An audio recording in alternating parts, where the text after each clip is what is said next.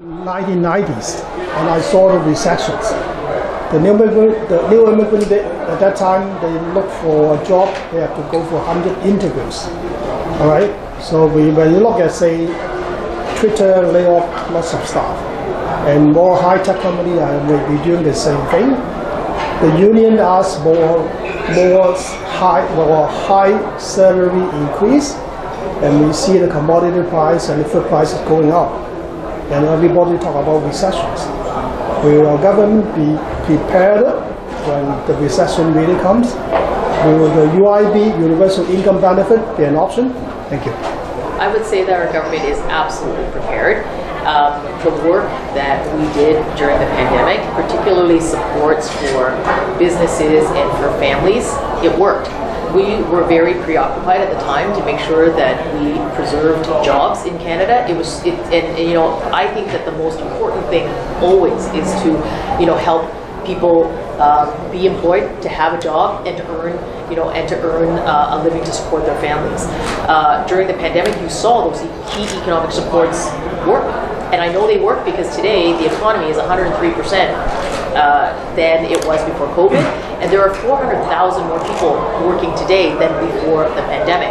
It means that our economy is strong. We are starting from a strong place so that we can do things like targeted support for those that are the most vulnerable, so that they can deal with the rising costs at the grocery stores, or getting gas and so forth.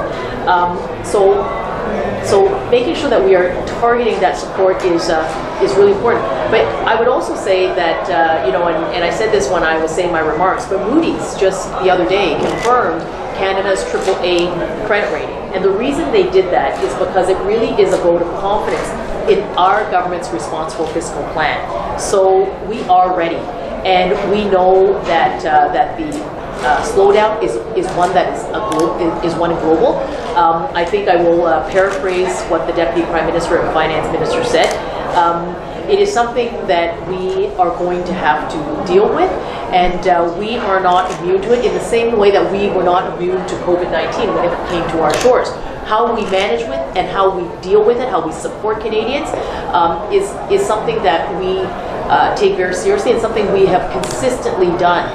So yes, we are ready.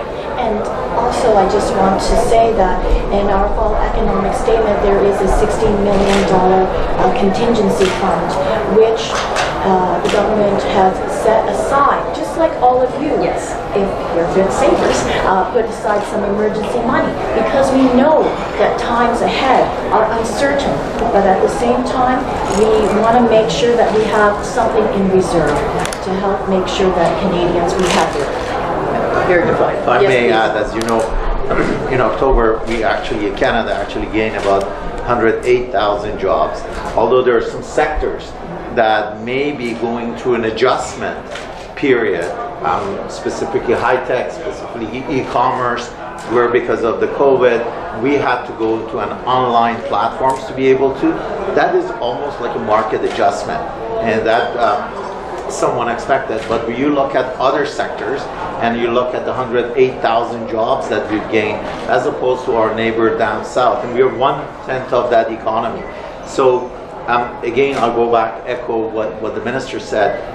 The program that was put in place during the COVID to make sure that we have everybody's back, and the program that's in place now to make sure that we have the back of the one who's most vulnerable, allows that confidence for other small businesses and other businesses, medium-sized businesses and large businesses, although they go through that natural adjustment, but it gives them the confidence to still continue hiring to the tune of 108,000 jobs in a month of October, where we all talk about affordability, where we all talk about inflation, where we talk about the rising costs. And that to me is an indicator of the confidence that our economy and our small businesses have on the policies of the government.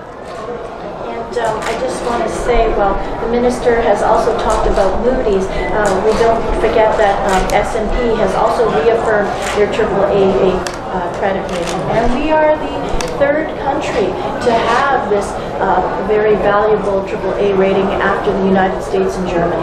Yeah, very good So point. we're in good stead here. And since they were talking about small business, I have to make the plug again. Reduction of credit card fees for small businesses. I hear that a lot from our small businesses, so I want to make sure that people know that that is coming. We're very committed to making that, working on that for them. I know my colleagues and I all hear that, so a final plug